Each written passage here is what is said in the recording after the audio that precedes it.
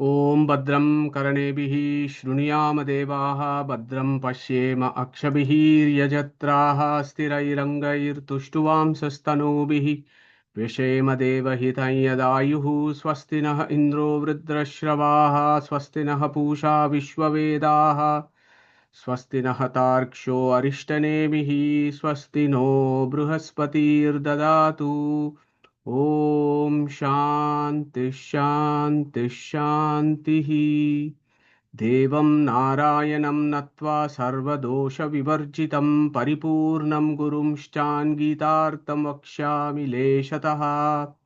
So good morning, good evening, and good afternoon to folks who are linking into part B of Jnana Vijnana Yoga. Over to you, Venki, to start off the session. So you need to unmute, Venki. I've also made all of you co-hosts, so you should be able to share your slides as well. Oh, excellent.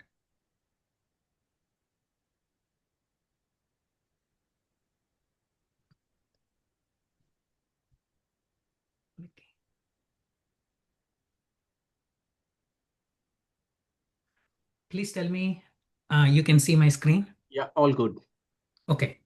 Hari Om. Ajnana-vismriti-bhranti samshayapasmriti-kshayaः तन्द्राकम्पवचः मुखाये च इन्द्रियोद्भवाः दोषास्ते नाशमायान्ति Raghavendra prasadatah. So with prayers to all, I want to start this. We're going to have Srinivas and GVG come in and describe the Vijnana Yoga that is being described here. It's going to be pretty exciting. He has a lot of really cool slides and, more importantly, concepts to discuss. And then subsequently, Neetaji, she will come in and describe the various kinds of seekers that come to the Lord. And we have this very famous Kannada saying, Sankata Bandaga Venkatramana. So when in trouble, or in Hindi, they say, Dukh mein sab and Sukh mein na koi. And so we're trying to get to a good understanding about the Vijnana that has been given, but what are the kinds of seekers that are going to be getting the Jnana and the Vijnana of the Lord and what their motives are. And so she has a set of really exciting slides. We had a preview of them. But today, what I'm going to do is give a very brief description of a very specific topic, a subtle topic that Madhuji has given to me. It's a fairly intricate topic, so I would like for you to stay with me for about 10 minutes. And of course, Madhuji would have done much, much better than me on this, but he wants me to explain it. So we'll see how well I meet his vision for what he has for me. We looked at the simplified taxonomy of the spiritual world, right? So we know apara, we know para, and then the Bhagavan is called paratara. Okay, the question that we are asking ourselves is,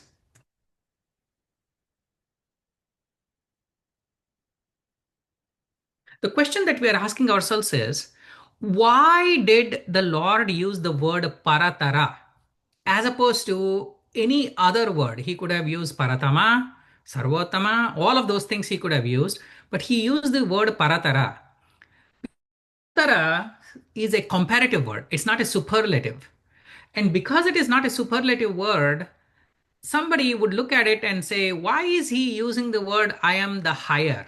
There is none other higher. Why is he using these paratara words as opposed to using a paratama word or any other word for that matter? And we know that Bhagavan Vedavyasa, who is Lord himself in a different avatara, has written the Bhagavad Gita. So we know that there is not a word which is misplaced or not useful or repetitive. And so we know that there has to be a Vishesha Artha, which is what GVG is going to talk about, Vishesha Jnana Vijnana.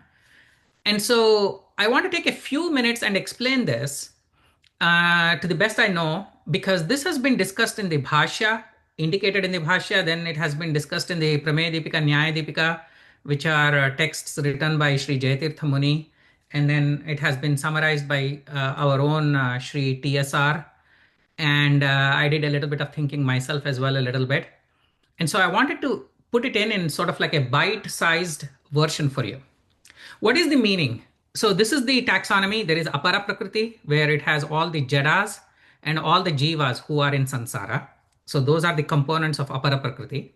The para prakriti is chit prakriti, Shri Mahalakshmi, and then by upalakshana, by analogy, all the jivas that are mukta, the mukta jivas are all called para prakriti. And then the Lord is now saying that he is paratara. Paratara meaning higher than these two. So we are now going to look at three different reasons why he might have said. And actually, there are many more than three different reasons. I just put in three because good things come in threes. So the first one, why is the Lord calling himself Paratara? So I want you to look at it a little bit carefully. The Apara Prakriti has multiple entities here, isn't it? There is multiple jadas, and then there is multiple, in fact, infinite amounts of jivas in samsara. Many jivas in samsara. And then you have Paraprakriti, which also has Sri Mahalakshmi as the main Paraprakriti. But then there is a lot of Mukta Jivas that are also included in Paraprakriti. Right? So there is a whole bunch of Paraprakritis, a bunch of entities in Paraprakriti and Aparaprakriti. So when Bhagavan is now going to be saying that he is different from these two, the question that comes to us naturally is there multiple entities who are constituting Bhagavan himself? Just like there is multiple Paraprakriti entities, there is multiple Aparaprakriti entities, the Parataraha entity that the Lord is claiming himself, are there multiple Paraprakritis, Paratara Prakritis? And so therefore, the Lord is saying, Mattaha, other than me. He's disabusing the notion that there are many Paratarha entities. Why do we need to think about this very carefully? Is because there is a bunch of people out there who think that the avatars are different from the Lord, or there is multiple avatars, and multiple avatars are different and graded, or there are people who think that all of the avatars are what are called as Saguna Brahma. Saguna Brahma, where the Brahma Tattva, which is Nirguna, has become Saguna for aiding the novice devotees into praying. And so the Lord is saying, Mattaha Parataram Nanyat. Other than me, there is no other higher, which means I am higher than Para and Apara Prakritis, and there is none higher than me. Meaning that he himself, if there is such a thing as Saguna and Nirguna Brahma, there is no such thing as Saguna and Nirguna Brahma, and there is only one Brahma, and that one Brahma, according to Veda Vyasa, who has written this, who is also another form of God himself, says that it is only Sri Krishna himself. There is no other entity who is either called as Saguna or Nirguna other than him. So that's one of the reasons why he uses the word Paratara. And then the second, there is a little mistake in here. I'll correct it before sending it out. It is Paratara. Also, the other thing is, if there is Paratara entity, and we will discuss it, GVG will discuss it later, where we are describing that the Lord is the Bhoktra, meaning that he is the all consumer. He is the enjoyer of everyone. So when we say the Lord is enjoying, what does it mean? He didn't enjoy it before, or he's not going to enjoy it later. Also, by the way, we think he's complete. So why are you using all of these words of describing the Lord as doing things? And we describe it as a part of Vishesha. Vishesha is this Vyavahara where there is no difference, but we pretend that there is a difference and we use it for Vyavahara. Like, for example, kids come to us and we say the sun rises in the east. Really, there is no sun which is rising in the east. The earth is itself moving. But in common parlance, and for the novice people and for everyone else to increase and improve the communication, we use this. And that is what is called as a Vyavahara. Bheda, where there is no Bheda, is called Vishesha. So that becomes a little bit clearer here. The second reason why the Parataraha is used and not Paramatma is used, or Paratama is used. Sorry, why is Paratara used and not Paratama used here is, this is a very interesting situation. There is Apara Prakriti, there is Para Prakriti. If the Lord had called himself Paratama, for example, let's say, then there would be a doubt that there was a Paratara entity which is between Mahalakshmi and the Lord. So in other words, there would be a entity. So remember how we call Lord and Lakshmi as Aviyogini? We call them Aviyogini because there is nobody in between them. also, right? There is nobody in between. There is no daylight between them in modern words. So the para prakriti, if the Lord had called himself paratama, there would have been a question that would have lingered where the Lord, people would have thought that there was a paratara entity, meaning there was an entity which was between Lakshmi Devi and parataraha, which is the Lord himself, paratama. And so, therefore, the Lord wants to indicate very, very clearly that Lakshmi Devi is Nitya Avayogini for him. The para entity and the para tara are like seamless. They come out, and then the Lord is the only one who is between the para and paratara, and there is no other person, entity other than that. The third reason, which is very, very interesting and very subtle, is there is a concept in poetry and in other places of the signifier and the significant, right? So when you are actually using a word like paratara for the Lord, all words in their mukhya vritti, all words in their real meaning are signifying the Lord himself. So in other words, we are now going to use paratara as an example of that concept. And you people have heard, all of us have heard the word sarva shabda vachya, meaning the Lord is sarva shabda vachya. And so therefore he is vachya by the word paratara also. Why is this significant is the Lord is also called Paratara, and the Acharya has given a whole number of authorities for why why the Lord is called Paratara himself. But then the Lord is describing something really, really cool here. What he's saying is, I am the Lord Paratara, call me Paratara, and there is none other who is called Paratara, right? There is none other, there is not other entity which is called paratara. And so because think about it, right? So the Lord could have just said matah param nasti, meaning there is nobody else other than me. Then the problem would have been, oh, we always said there was only Brahman and nothing else, and nothing everything else is Maya aropita. But that is not what the Lord is wanting to say. The Lord is wanting to say there are other entities, but none of these other eternally existing entities are paratara, not me.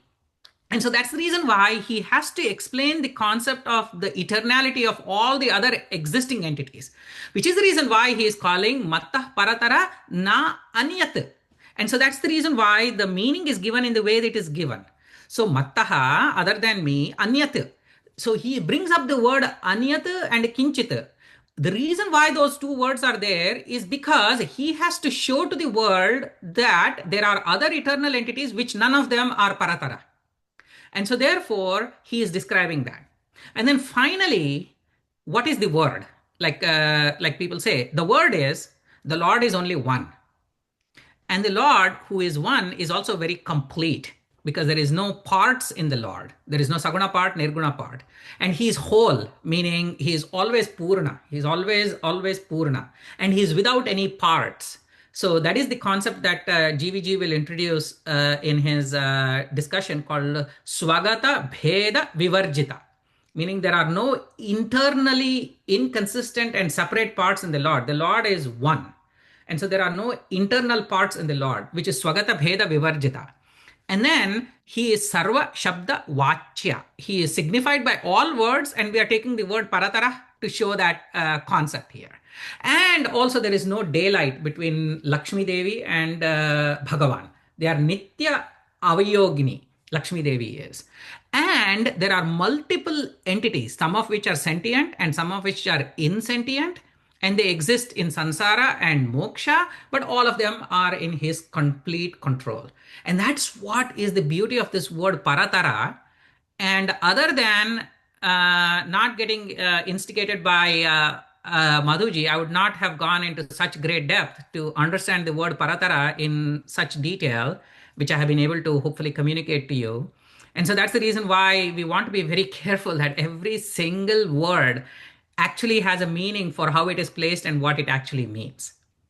So it's a pretty exciting thing. I wanted to share it with you, and many thanks to my people who have helped me with this. Anandji was there, of course, Neetaji was there, and GVG and Prakashji, as well as Suresh and Sureshji and Madhuji. I want to thank them for instigating me to go into it in this great detail.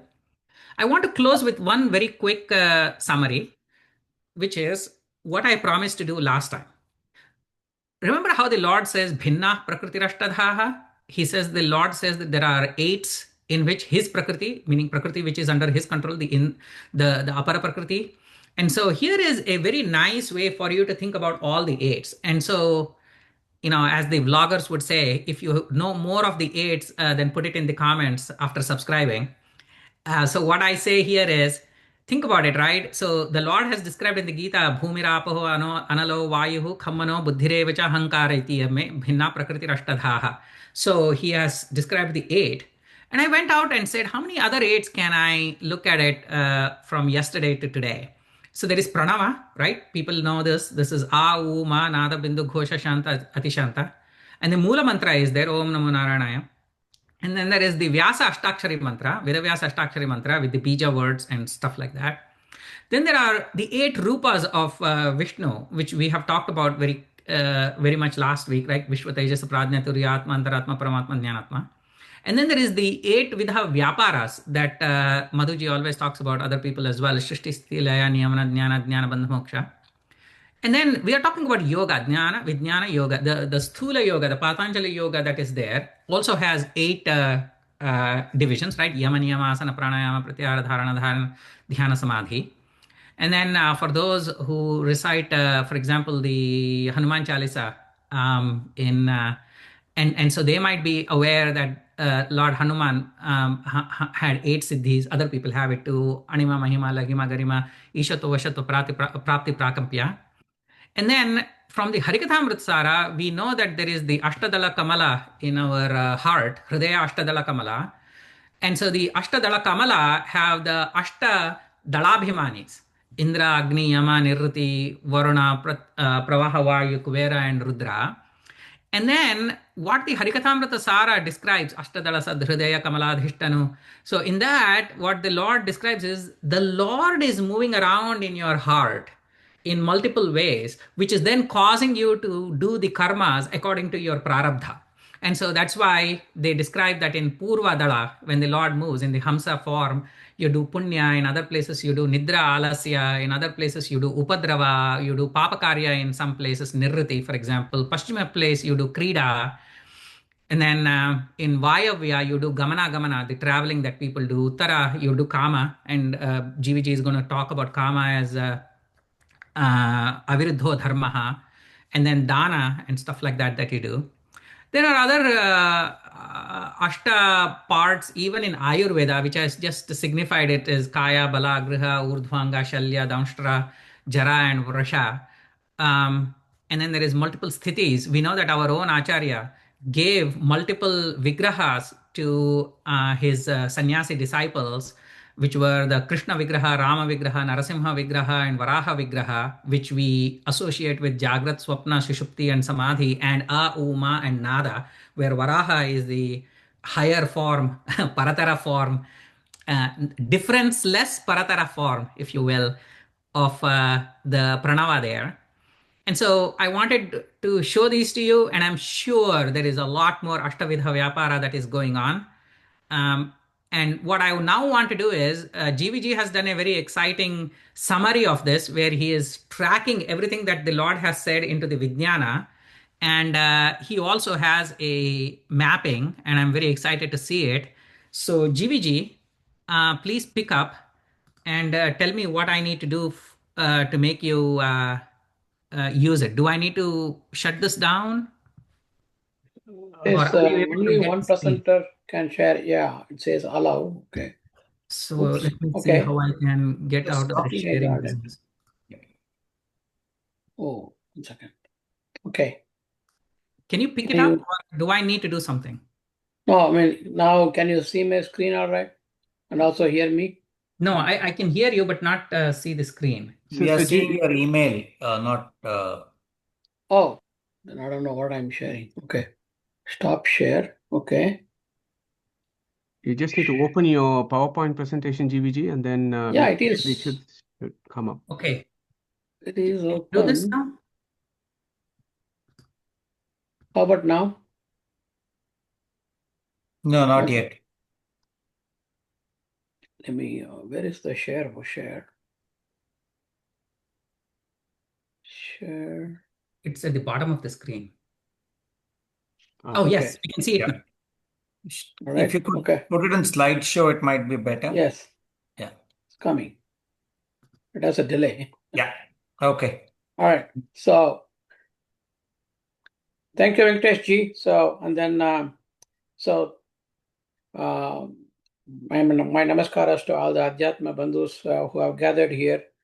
So Venkatesh had given a great introduction, and then also kind of looks like from his talk he's expecting a lot out of me. So let me see what I can deliver. So again, it is the Lord who is staying in us and then making us deliver, and also he is the one who is also listening and enjoying it too. So we will cover more of that one later.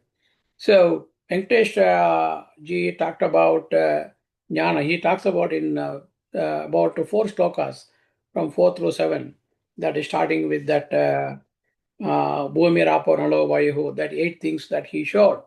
And then there are few other slokas that where he talked about, okay, there are some this, he talked about this of the 8 things. There were few things where this Bhumi Rapo Nalo Vayuhas are this gross entities, and then he talked about what is inside the a kind of person, right? Mana, buddhi, ahankara, and then he talked about jivas, talked about chetana prakriti, and then the Lord Himself. So there are total about, if you include all of those things, there are 11 things. So now in the next 5 verses or so, actually the entire Gita is Vijnana itself. Vijnana means it is V for Vishesha. So Vijnana, Vishesha Jnana, translated in English as special, but here it is more, a deeper is more appropriate. So let us call it as Vijnana, as a deeper knowledge. Okay. So what is this deeper knowledge? Then he explains that in the following 5 verses. So I will just go through the 5 verses at a gross level, at a higher level, and then uh, uh, dig into more some of the Vijnana aspect of it. Okay. So the 5 slokas go like this. So Rasoham Apsikonteya Prabhatmi Shashisuryayo Pranava Sarva Vedeshu Shabdake Paurusham Drishu. So translated is Rasoham Apsu Kaunteya Apsu in the water, I am the rasa. Right? So he's called himself that I am the rasa in the water. And then in the Shashi Suryoho, that means in the moon and the sun, I am the Prabha. Aham Prabha Asmi. So Prabha means it is a radiance within the sun and moon. Okay. Sun, then Pranavaha Sarva Vedeshu. I am the Pranava, that is Omkara, in all Vedas. Here it is one thing. So there is I think Madhuji had spoken about this before. So it is the Shabda that came out is Pranava.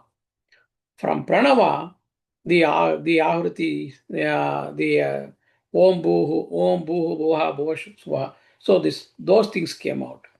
Then from that one from 1 to 3, and from 3 to the Gayatri mantra came out, right? And then out of Gayatri mantras, the Purusha Sukta came out afterwards.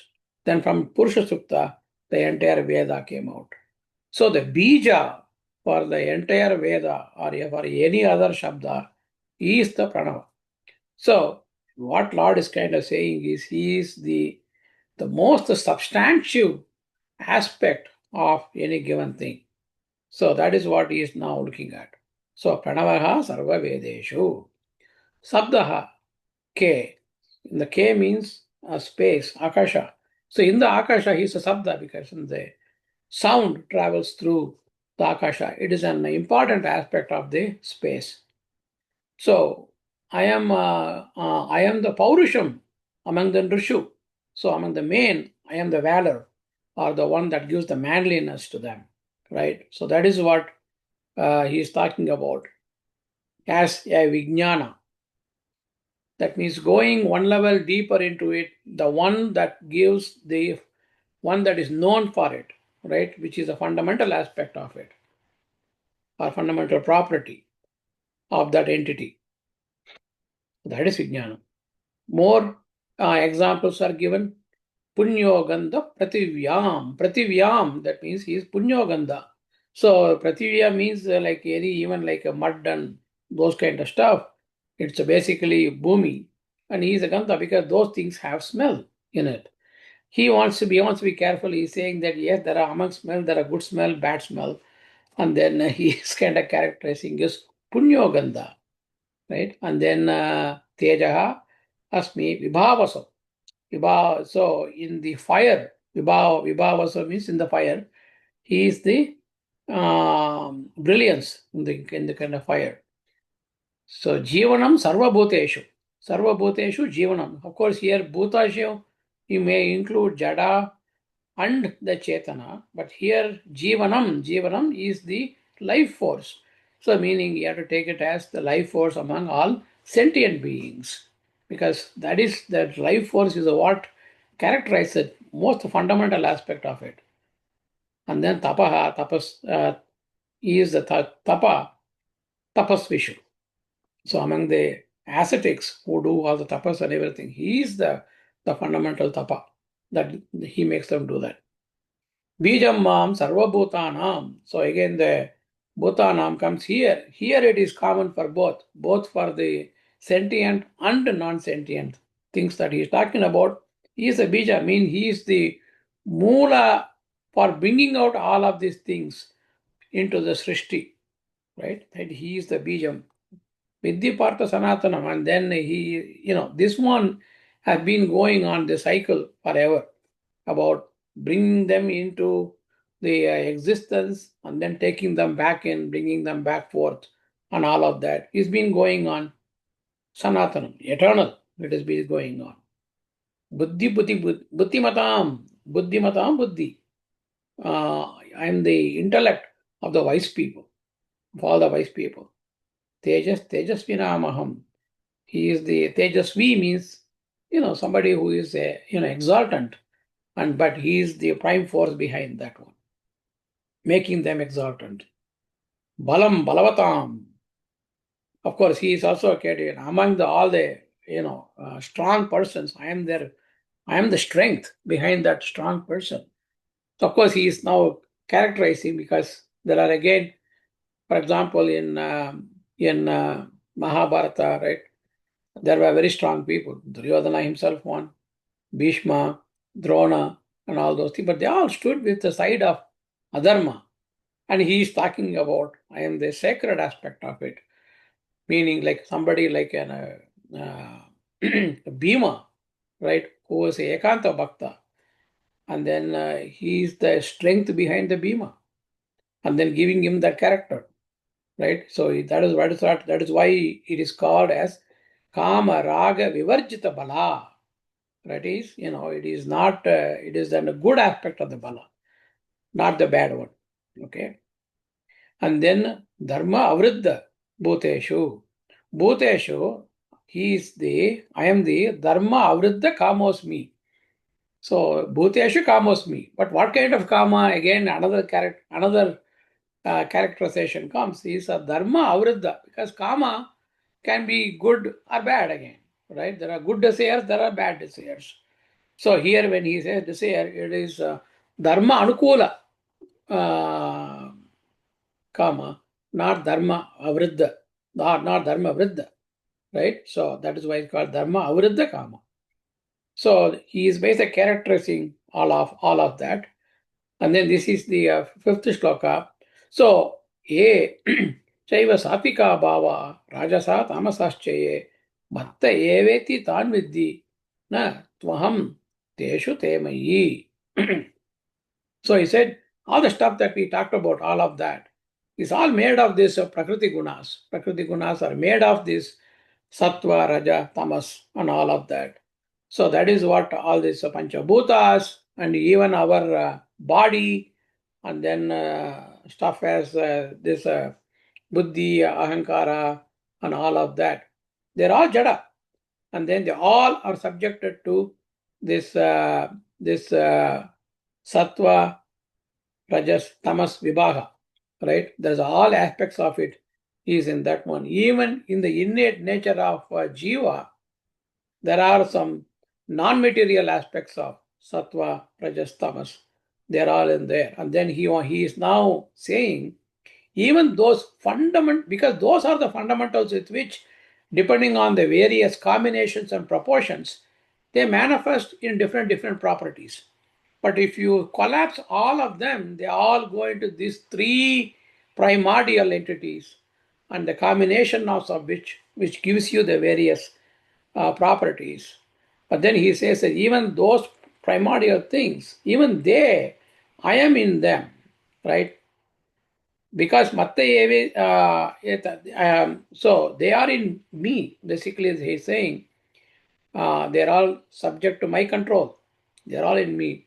And then he says, I'm not in them. It's not that it's not in them means he is not controlled by them. So that is all it says. It says, Natu aham teshu te mai. They are all in me, but then I'm not in them. So that is what it means. So now that is what Bhagavan said in a grosser form. So that itself is Vijnana, but then let us now dive into it a little bit more as to what is Jnana and then what is Vijnana. So in 4 through 7, he said that he talked about Jnana. And then in this 5 slokas, he talked about Vijnana. So what we also see is he has actually, it appears that there is a perfect, if not perfect, there is a good amount of mapping between how it is done so that we understand what is the Vijnana. For example, he is talking about Rasoham Apsu Kamteya and that one. So, but then he is also talking about in the fourth sloka, Bhumirapo Nalo Vayuho, Apaha, right? So Apapsu. So that is Apsu is in the seventh vibhakti. So in water, I am the rasa. So the water is the gross entity. So that is the jnana form of it. But then vijnana is I am the rasa in the water. And he said he himself is the rasa. So we will see that one later. What does that mean? He himself in the kind of rasa, right? But what it is, the thing is, he is going one level deeper than the gross water. There is something that is a rasatva in the water that gives its property, right? There is a taste in water that basically gives the satisfaction. When we are thirsty, we drink water, we are satisfied, right? So that is the very fundamental nature of water, and then he is in that one. And he is that's what he's saying. Similarly, that Panchabhutas, he's now talking about Bhumi. In the Bhumi, he says Punyogandha Prativyam. He says that in Prativyam, in Bhumi, so I am the fragrance. I am the one that gives the smell to everything. Anala. So Tejas Vibhavaso Tejas me. Right? Tejas Chasmi. If Vibhavaso means it is the fire, so Anala is fire, but he is the brilliance or the radiance, effulgence in that fire. Then the other one is Vayu. Of course, if you see sloka, there is no specific mention about the fundamental aspects of Vayu in here. But then if you take the same as Punyo Gandha Prativyam, right? So we have to substitute the same thing in here because for the fragrance to travel, you need air. It is the air that carries the travel. So and then so it is so there is a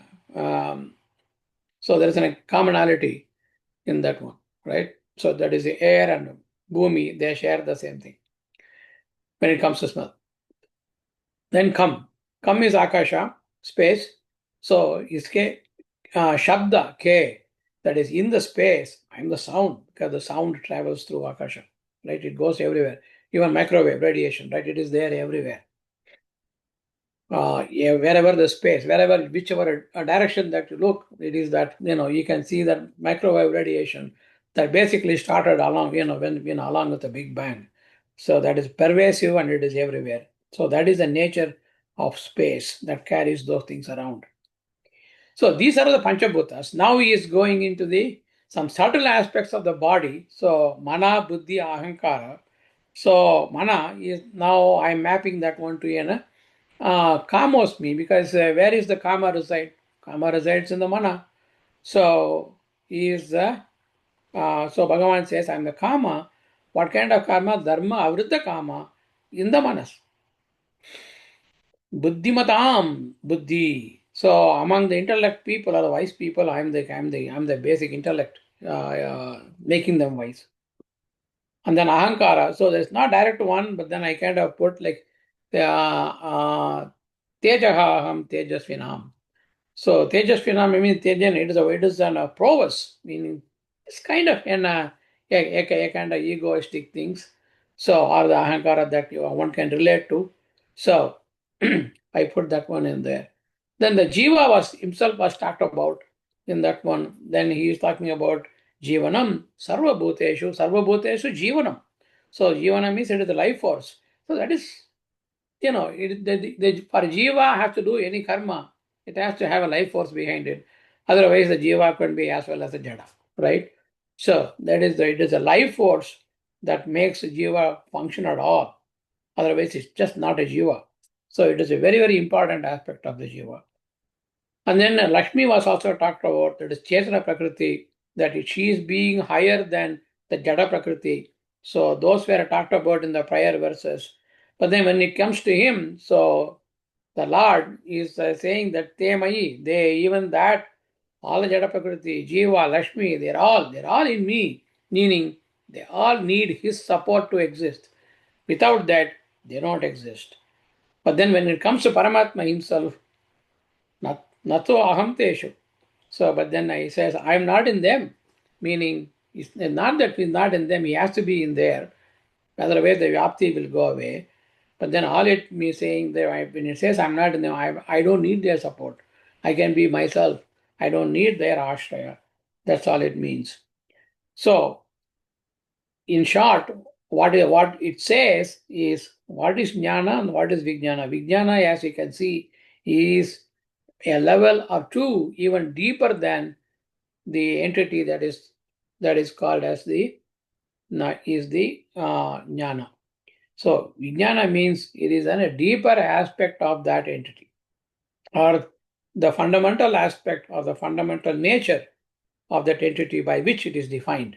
That is vijnana. So that is what is mapped around in here. So then what I will do is I will take only one sloka, and then in one sloka, only the first aspect of it. Like for example, this sloka goes Rasoham Apsakaunteya Prabhatmi Sasishuryoho Pranava Sarva Vedeshu Shabda. Okay, Paurusham Rusha. There are many things he talked about. He talked about water, he talked about fire, he's talking about all the Vedas, Pranava, and then in the Akasha is the Shabda, and then he is the Paurusham among men. So, but then we'll talk about only the one aspect of it, but then one can understanding that, what does it mean? One can apply it to all other aspects of it. So I don't have to do every one for the brevity of time. Okay, so when Bhagavan calls himself Rasoham, right? So then gross meaning he is saying that he is the rasa. But is it? But is he? Is he the rasa? Rasa is also a jada, right? So then if he is rasa, then he is like a jada. Then he is not exact. Then he doesn't mean in a literary sense that he is rasa. Then what does he mean? He means that he gives the rasatva in the water, right? It is a fundamental quality of it. He manifests it and then puts that property in water so that it gives the basic characteristic of that one. And then he is responsible for manifestation of it, from the time immemorial, and also sustaining it and controlling it throughout. So because he is he has the ultimate Lord over this. He is called Rasa because of that. It just denotes that when somebody has a complete power over something, he is called that entity. So you can say that even from he brings it forth means Bijam Mam Sarva Bhutanam. We saw it in the prayer sloka that we saw that. And then in Bhagavata, that famous sloka that Madhuji keeps quoting very often, and then everybody else too. So Dravyam Karma Chakalacha, Swabhavo Jiva Evacha. The key operating word is Swabhava. So because the rasa is a swabhava of water, so innate nature, even those innate natures are dependent on the Lord. Yet anugrahata santi. So they all exist because of his anugraha. If anugraha is not there, nasanti. So they don't exist. So nasanti adipekshaya. So if anugraha is not there, they can't exist. That includes even the fundamental nature of any substance. And those substances that he talked about in that one, Dravyam, Karma, Kala, Swabhava, Jiva, and everything, they are all Anadi Nitya, they are all ever existent. But even though they are Anadi Nitya, Bhagavan is also Anadi Nitya. But Bhagavan being Anadi Nitya gives the Anadi Nitya property to kind of these eternal entities. So because they are dependent on him to bring it forth and then sustain them. So what we are seeing is the rasa is subtler than water, that is vijnana, but then this rasa is again controlled by even a subtler entity, that is Lord himself. So we call that one level deeper is called mukhya vritti, right? Vritti is water here, mukhya vritti is the rasa, but then parama mukhya vritti is the Lord himself. So that is how we go in layers of it, and that is Vijnana. And finally it ends with Lord. That is it. And beyond that, there is nothing. Because Matta Parataram Nasti. Beyond that, there is none. So that is what we have to kind of take it like this one. Right? And then there are some more aspects of it. So is the call also rasa, and then is the rasa is in the kind of is in the first vibhakti, in the first sense. Let us recall here from Chandogya Upanishad, that chapter 6 that Madhuji covered long time ago. It is there as a video archive.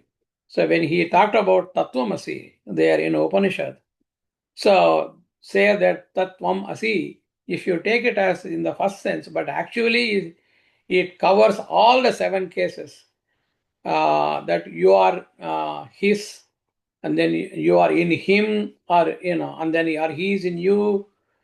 So like that, so it covers through all of the 7 cases.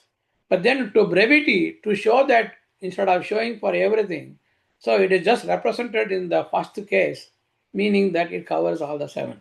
So similarly in here, when he says rasoham, means that he is in the rasa, right? And then he gives the property of rasa and all those things, and then all this thing exists for because of him. So that you can see that you can cover through all of that 7, just like how it was done in Tattvamasi. So hence also he is called in the first case. Then he is also called Bhagavan. Bhagavan is also called Rasa elsewhere in the Upanishads and in Veda and even Vishnu Sahasranama. So Raso Vaisaha. So Taittiriya Upanishad in Anandavalli. So it is mentioned that he is called Rasa, right? And in the epistemological sense, if you break down the word rasa in Sanskrit, ra, sa, there are only 2 letters. So ra stands for ramayati and sa stands for jnana. Put together, ramayati means ananda basically, right? He is enjoying of his own bliss. So put together with sa, it becomes jnanananda. So the Bhagavan is the embodiment of the such jnanananda. So that is where you can also rationalize it in that way too. And then there is another way is even though that rasa is said, similarly for each one of them, right? Prabhasmi and all each one of them. So Bananjay, in his when he talked about this verse, he talks about how each one of that word denotes the name of the Bhagavan himself in an etymological sense, or it is he was called as such in somewhere else in the either in the Vishnu Sahasranama or in the Veda or in the Upanishad. So that is also one can kind of rationalize it through that way too. And then other one is the even these materials are controlled by an Abhimani Devatas. So the Devatas are like an intermediary in this one. So they are in a way are called a Mukhya Vritti. If the water is a Vritti, then Mukhya Vritti that controls the water, there has to be a Devata because the water is Chada. So the controlling deity has to be a Devata, and that is Varuna. So that is Mukhya Vritti. But the Lord is present in Varuna also as an Antaryamin and controlling Varuna. So in that way, the Lord becomes Parama Mukhya Vritti in another sense, in another way. So what we are seeing is, we are seeing that Lord is called Rasoham because he controls the Rasatva in the water. So because he is a complete lordship on all of that, he himself is called Rasa, and is called Rasa in various other texts. And he is the controller of the Abhimani Devata also. So that is what we mean. There's another aspect of it. In this one is the Lord is also enjoyer of rasa. So how is that? Because we are seen even Lord as a bhokta, right? In the Gita, when we did the 5th chapter, in the last verse, it comes bhoktaram yajna tapasam sarvaloka maheshwaram. So he said, I am the bhokta. So meaning enjoyer of the rasa. In the 13th chapter, he's going to say, Upadrashta, Anumanta cha, Bharta, Bhokta, Prabhurevacha. So he's also calling Bhokta himself in that one. He's also called Vishnu Sahasranama. He's also calling himself that he's called a Bhokta. In the Upanishad, in the Katha Upanishad, again, that Madhuji covered some time ago, it is the Pratam Pebanto Sukratasya Loke Guham Pravishtav Parame Pararde. That means even in the Guham, in the within the heart, the cave of the heart, both the Jiva and the Paramatma are kind of seated there within that. And then Pratam Pibantav, they both are drinking the kind of nectar of it, or the kind of or the essence of whatever is consumed. So here again it says, look at the word Pibantau, that means there are two people, Jiva and Paramatma. So here also like both are kind of enjoying. That is what it's kind of said. So there are various other thing too, like for example, in the Brihadaranyaka Upanishad, so he said that all this universe that he created is Annam. Annam has to be, it has to be eaten, right? So, yeah, all he creates all of that, and all of that becomes is Annam. So that is also what is so in many aspect of it, we can see the Bhokta aspect of the kind of Paramatma. It is kind of mentioned, right? But then there are other Shruti statements, like in the Mundaka Upanishad that is just covered by Madhuji. So in the third Mundaka, the first sloka is Dvasoparana, the famous one. Sayujasakaya Samanam Vriksham Parishaspajate Tayoranyo Pipalam Swaditi Anasnan Anyo Abhichakashiti. So he's talking about there are two birds in here, right? Tayoranya Pipalam Swaditi. One is eating that pipala, that is the fruit, but wherein the other one, Anashnan, it is not eating, right? It is not eating, but then it shines forth. Abhichakashati, right? Abhishakasiti. So he is the one shining, even though he's not eating, but he is more brilliant than the other one, which is kind of eating and getting nourishment. So here, the one that is eating is the jiva, and the one that is not eating but then witnessing that as a witness and not doing anything, he is a Paramatma. Hey, in kind of one Upanishad, it says he is drinking, the other one he is not. So how do we, and then there is also another Bhagavata shloka, Anyo Narashno api Bhalena Bhuyan. So even though he's not eating, he's still like, Bhalena Bhuyan. He's all like he has great strength and all of that. So how do we kind of reconcile? One he's not taking part in eating, the other one he's eating. So how do we do that? So that is where the Samanvaya comes. Is basically when it comes to when it comes to the entity, there is a gross entity like a water, and there is subtle entity like a rasa. That's what we are seeing. So the jiva takes the gross form of it, and then drinks the water, and then it gets satisfaction from that one.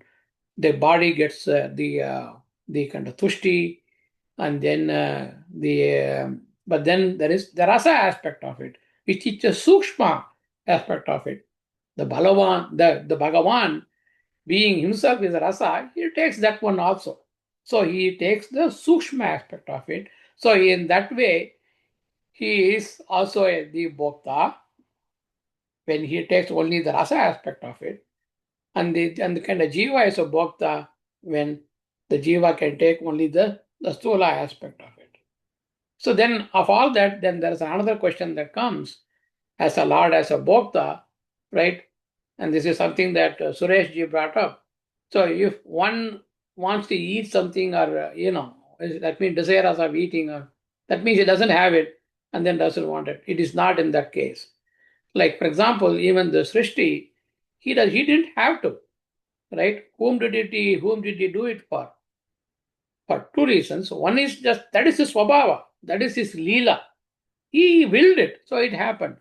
The other one is it is for somebody else. That is where people like jivas can do sadhana and then then get over the samsara, right? If there is no srishti, there is no sadhana. So it is for the para prayojana. He is doing that, and then for himself, he is just doing it as a sport, as a leela. That is, he doesn't need anything from this one. So just like that, this bhakta also, it is like this. It is an leela. And then also in another way, Rutam Pibantau, because when jiva also drinks, the body gets nourishment, but the jiva also gets the satisfaction of the hunger and everything. So one is the prakrita, one is aprakrita. Then how does the aprakrita get the satisfaction? He gets the satisfaction from the Lord because the Lord took the rasa form of it and then he gave the satisfaction to the jiva, who is also a non-material entity like Paramatma. So that is how one has to understand and then map the why what the bhakta means. So this is my last slide. So having understood that there are various subtle aspects, and that is vijnana, right? And how do we kind of use it, right? What is so what? Okay, because we talked about Suresh ji talked about in his introduction. The first six the chapters are the sadhana adhyaya. The second six is what he said is sadhya adhyaya. That is, what do we do sadhana on? So, right? So one has to know the sadhya. So then that is why we have to understand the jnana, vijnana aspect of it, especially the vijnana aspect of it, the visesha or the deeper knowledge of it. Then you can use it in the sadhana, in such, like in meditation, like in dhyana. Let us take, for example, rasoham. So here, apsu, that is the apa becomes the adhisthana, right? And then for Paramatma, because he is there inside as a rasa, and then even inside the rasa, he is there. So, and kind of, so the water can be used as an adhisthana for dhyana. And he is also enjoying the rasa that is offered. Just that means he is enjoying himself, swaramana, right? He didn't need anything else. So how does, let's take for example, like how this one happens. In a puja, we do Abhisheka to Saligrama. The Bhagavan is in the Saligrama also, right? But then when we also do the Abhisheka, we invoke the Bhagavan's presence in the Kalasha Tirtha, and then we do Abhisheka. So the Bhagavan is there in the Tirtha also. That means in Apsu, he is there as a Rasam. He is there inside as a Saligrama. So we kind of bathe the Saligrama in that one. So he gets satisfaction of getting the kind of a full bath, but again all made of his own rasa. So in that way, you can kind of conjure that how he enjoys himself. Similarly, in kind of Naivedya, so we do all this bhaksha, boksha, and all those things. They are all rasa. They have taste in them, right? So Bhagavan, now we are offering that one to Bhagavan. So he is there in the Pratima, and then he is also there as a rasa in that one. So there is an Aiki Chintana between the Lord in the Pratima and the Lord in the rasa of the Naivedya that is offered. So that is mutual. It is basically both are Lord, so they are enjoying themselves. So that is how one has to do, and it's also called Aikya Chintana. Here it is not Aikya of one different and one, but if you have two different entities like a Jiva and Paramatma, here talking about Aikya of one aspect of Paramatma with other aspect of Paramatma. That is Aikya Chintana. And it is also called Swagata Beda Vivarjita. Venkatesh talked about Swagata means his own. Beda Vivarjita, there is no difference. There is one form is there in the Prativa, the other form is there as a rasa in the other, like a Naivedya or in the water and then everything. Okay, so that means those two are no different. So that is why it's called Swagata Beda Vivarjita. Other one is also Nehana Nasti Kinchana. The other Upanishad word that talked about there is no difference between the two forms of uh, Paramatma. Both are Paramatma. And then he is doing like a Ramayati in his own Leelas and other ones. Okay, that is what the Aiki Chintana here we meant. So one can do dhyana of this. We can just look at even water and then look at the rasatva in the water and everything and see Bhagavan in it. Similarly, what he's talking about other Panchabhutas, then we can do a rotation, right? Then we can do Bhumi, look at the Gandha in the Bhumi. Hey, Lord gave that quality. He is in that. Similarly for Anala, in the Vayu. So I mean in the Kanda in the fire, he is a Prabha. And in the Vayu again. And in the space, he is pervaded in the space as Shabda. And then even the Manas he is there as an a good karma who kind of brings forth what to do, how to do the sadhana.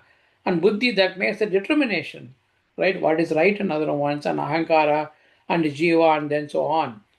So basically, one can do a kind of rotation of seeing Bhagavanta in various aspects of Panchabhuta, and then in our own Antakarana, we can see what the Antakarana is settled than the Panchabhutas, which is outside. So one can start seeing the Lord's Leela, Lord's presence, Lord's Vijnana in outside in Panchabhutas and inside our like mana, buddhi, ahankara, and everything, and finally within jiva itself, and that becomes at that stage aproksha jnana. And when you start seeing God everywhere, so this is where the jnana leads to, and it was covered in the prior chapter in the Dhyana Yoga. Yoma pashyati sarvatra, sarvam cha mayi pashyati, tasyaham na pranashyami, hachame na pranashyati. So Yomam pashyati sarvatra. So he sees me everywhere. And sarvam cha mayi pashyati, and then sees everything in me. So for that person, right? Aham na pranashyami. I am not lost in them, and they are not lost in me. So such an assurance Bhagavan gives that. So at least by knowing the vijnana aspect of it, which we saw just only with an example, with one example, but then one can use it around to anything that we see outside and start seeing inside. So that way we can kind of know how to do dhyana, and with that dhyana leads to aproksha. So with that, I conclude my talk. So thank you for the opportunity. Sri Krishna Arpanamastu.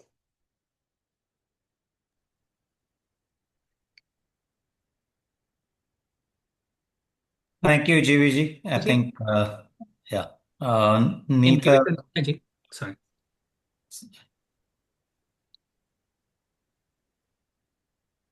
Yeah. I'm just waiting for the slides. Harihi Om, Shri Gurubhyo Namaha, Shri Krishnaya Namaha. I would like to thank Gita Chinthana organizing team for this opportunity and all the suggestions in the meeting.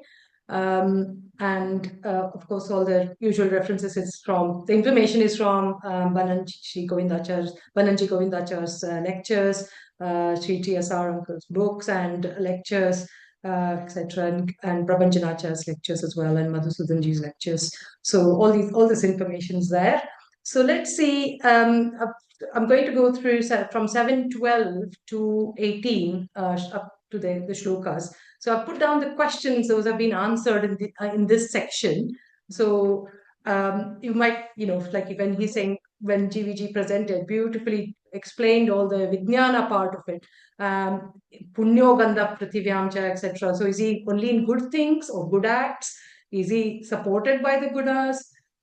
If it's so easy to see him around, why do we forget? Why do we not see that? Because we should see in Prithvi, Akasha, Apa, everywhere we should see Bhagavanta, but people still forget. Why is it not easy to understand? Why can't we achieve this? Why can't we reach? So let's go through some of these questions in the next few shlokas. So yeah, next slide, please. Sureshji? Okay, so let's go back to shloka 12, which GVG touched upon. Ye chaiva satvika bhavaha rajasas tamasascha ye matta eveti tan viddhi natva tvaham teshu temai. So again, going back to punyo gandha prativyamcha or dharma aviruddho bhuteshu. So is he only in the good things? Or is he supported by these gunas? Is he only in the good things? So let's look at what these things are made of. So the three, I think we all know about these, sattva, rajas, and tamas. So there are three gunas that everything is made of. So bhavaha, so when he uses the word bhava, it could be jada prakriti or swabhava of the jiva. So bhava could be both. So jada prakriti is made of earth, water, and fire. The proportion of these three materials varies. Okay, so depending on the percentage, we see different objects. So in Bhagavad Tatparya by Srimad Madhvacharya, he has described these different proportions: sattva, rajas, and also if you remember Venkateshji's initial lecture, he had done a beautiful graph using white, red, and the black color, showing all the different sattva, rajas, tamas guna combinations. So it's not just for sattva, this the combination. He's saying ye chaiva means using it 2 times, means also for rajas and tamas. So the same thing is there, that there's a mixture. So there's nothing like a pure sattva or pure rajas or pure tamas from the jiva down, from Brahma, from Chaturmukha Brahma level, the mixture starts. So you can imagine where we are. There will be a big mixture of all these three gunas. That is the material gunas I'm talking about, or we can also say external gunas. Sorry, it's hidden there, but the word external is in there as well. So the external gunas, or you can classify bhava as internal gunas or jiva guna, jiva swabhava, or the bhavanas or the actions coming out of these jiva swabhava. So it may be sattvic, rajasic, or tamasic. I won't go through details because chapter 14 deals with all this. When we come to chapter 14, we'll go through all the sattvic, rajasic, and tamasic qualities. Same with chapter 17 and 18. So even food can be classified as sattvic, rajasic, tamasic, yajna, dana, tapa, karma. Everything is of 3 types. Buddhi and jnana as well. You must be thinking, how can jnana be of sattvic, rajasic, tamasic? I'll come to that in subsequent slides. So even jnana can be of three different types. So the question is, is he only in the good things? No, he is there in good things, but he also controls everything, all these activities, all the material things, all the swabhavas is controlled by Shri Bhagavan or Lord Krishna. So he controls it, but he is not supported by any of these. He's way above all these gunas. That is what he's trying to say. Ye chaiva satvika bhava natvaham teshu temai. He's not in it, doesn't mean it's not physical thing in it. It means that he's not supported by these. He doesn't need the support. As we know, he's independent, isn't he? So, Swatantra. Next slide. So, yeah, again, this is the same thing I'm just going to say about Natvaham, Teshu Te Mai. So, Matta Eveti. So, it's all from me that all the gunas are under his control. And we have done Jiva Katrasvada, how he's independent. So, even from the first act of the Jiva, it's all controlled by Bhagavanta. So, Matta Eveti Tanvidhi. So, we need to understand that he supports and gives shelter to all these three gunas. That's very clearly described in the Bhashya by Sri Madhvacharya, and he gives a reference of Gita Kalpa as well in there. Okay, that all these are born of him alone, but not he from them. He is not dependent on anyone else. Okay, next slide. So if he is everywhere, we should see and we should say, okay, yes, Bhagavanta is in water, in earth, in this, well, in buddhi, manas, everywhere. He should be there, that we can see. So he's made it easy for us to understand that, look around and you'll see me. But still, we don't.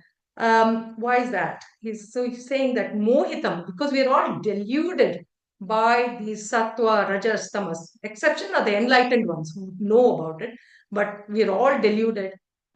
We don't see what is the truth.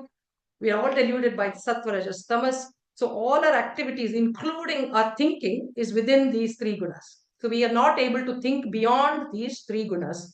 So that's why we don't see that he is far superior and he is avyaya. Means he's indestructible. So he's not, whereas all the material things that are made out of these three gunas are destructible. So that's why he's using the word indestructible or avyayam.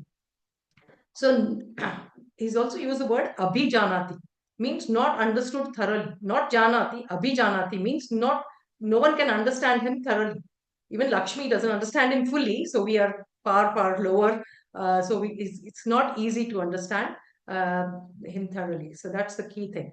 So Tribhir Gunamayai Bhavaihi, because that is what it means, the three gunas, the one that the bhava is explained, because it's made of the three gunas. So where else have we heard this word? Triguna Tirtha. So his Narayanam Suragurum, which we chant as our Dhyana Shloka with the Gita chanting every time. Traigunya Varjita Majam Vibhumadhyam Isham. So he's Traigunya Varjita. He's beyond the three gunas. And also in Dwadasha Stotra, in the second one, he's saying Aguna Yaguna Guno Dreka. Means he's free from the effects of the three gunas constituting the Prakriti. So that's very important to remember. He's way above the material gunas and he is avyaya, he's indestructible. And also there are many other shlokas I've added there where he mentions Abhijanati, which will again Madhuji will cover later on in the 7th chapter itself. Okay, next slide please. And avyayam, again, avyayam, very important word that we all should remember because look at the number of times it appears in Bhagavad Gita. The chart there shows, how many times it comes nearly in every chapter, but in majority of the chapters, that word is used. So I've also mentioned about the Dwadasha shlokas there. Can anyone tell me which Vishnu Sahasranam shloka has the name Avyaya? If your eyesight is good, you can read it at the bottom. But if anyone wants to. Yes, Shauryaji. Papanaka. Putatma Paramatma cha Muktanam Paramagatihi Avyayah Purushah Sakshi Kshetrajnokshara Eva cha. Very nice. Thank you. Thank you very much. That was very clear. So Avyaya Purusha Sakshi. So Avyaya word comes in Vishnu Sahasranam as well. Thank you. Next slide, please. So why don't we understand why human beings don't understand that he is supreme? If it is too difficult to understand, why do we even bother? Why should we try to understand? And okay, if people want to understand, then why is it not easy? And how do we surpass this? How do we get over this barrier and try to understand him? So let's look at the first one. Why do we not understand? Is this 14th shloka. Daivi hesha gunamayi mama maya duratyaya. Mameva ye prapadyante maya mita tarantite. So Daivi hesha gunamayi mama maya. So let's look at the word maya here. Maya means Sri Durga Devi. So Lakshmi has three rupas. One is Sri, which represent or controlling sattva, Bhu for rajas, and Durga for tamas. So Durga Devi is the one who controls or gives us the covers us with all the gunas that we are bound by the three gunas. So Daivi. So what is the meaning of Daivi? Daivi means under control of the Durga Devi relates to Durga Devi under control of Deva Vishnu. So Vishnu controls Lakshmi, and she does all the deeds by his anugraha only. Okay, and Gunamayi means again she's a presiding deity of Tamoguna. And Mama, here he says Mama Maya. Mama Maya means she's very dear to me. So dear to Sri Krishna because she's very, very knowledgeable and she does what he's asked her to do. So she's very dear to him. And again, Maya, as I mentioned, she's Durga Devi. So she is the one who's giving us or covering us or with all these gunas or attaching us to the three gunas. So what is Maya? Now, there are different meanings of Maya. I'll also come to a bit about that, ignorance, in the later one of the later slides. So Maya, it depends on the context that it is used. So Maya can mean Icha, Hari Mahima, or Prakriti, or Abhimani Devata of Prakriti, Chetana Prakriti, that is Lakshmi, or ignorance and or illusion. So these are various meanings of Maya. You have to look at the context in which it is used. Okay, next slide, please. So next slide. Okay, so let's continue with the same shloka. So how do we go past? So let's start with this. So if we look at Maya as a like the illusion or there's a curtain, Duratyaya means there's like a thick curtain which is stopping us from seeing Vishnu. So that is being put by Durga Devi. So if we say, so why not go to Durga Devi and pray? Please remove this curtain. What might happen if you can see the arrows there that I've done. So what Durga Devi might do, because she's Lakshmi, she'll give us more wealth. What will happen with more wealth? We'll be more deluded, we'll be more confused, we'll want more wealth, and we then will not be seeing Vishnu. So that might happen. Or she might make the curtain, in that way, she'll make the curtain even more thicker and even more difficult to remove. And we can't remove it anyway. It has to be with Bhagavad Prasada. He only can remove that curtain so that we can see him. But what makes him remove that is this one. Mameva ye prapadyante maya meta tarantite. So mameva ye. So leaving everyone else, we have to do dhyana of Vishnu or dhyana of Bhagavanta. Does that mean we don't pray to other devatas like Lakshmi, Shiva, Ganesha? No, we do. As if you remember, Madhusudanji always mentions that Vishnu comes with the whole family. If you think of Ramayana story or Mahabharata story, everyone or his whole family comes with him. So we have to pray to whole family, but remembering that in these devatas, the Antaryami is Lord Krishna. He is the supreme.